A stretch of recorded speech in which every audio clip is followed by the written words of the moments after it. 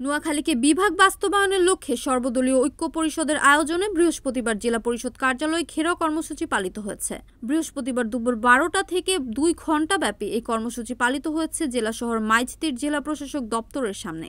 জেলা যুবদলের সাধারণ সম্পাদক নুরুল আমিনের সঞ্চালনায় প্রধান অতিথি হিসেবে বক্তব্য রাখেন বিএনপির আহ্বায়ক মাহবুব আলমগীর আলো।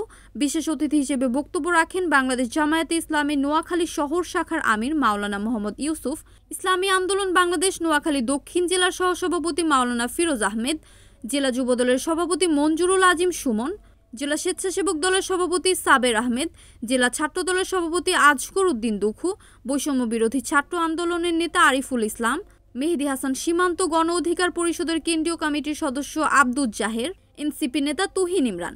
বিক্ষোভকারীদের হাতে ছিল নানা ফেস্টুন ও ব্যানার, তাতে লেখা নোয়াখালী বিভাগ চাই, নোয়াখালীর অধিকার চাই, বিভাগ না পেলে আন্দোলন চলবে। স্লোগানে স্লোগানে মুখর হয়ে ওঠে পুরো প্রশাসনিক এলাকা।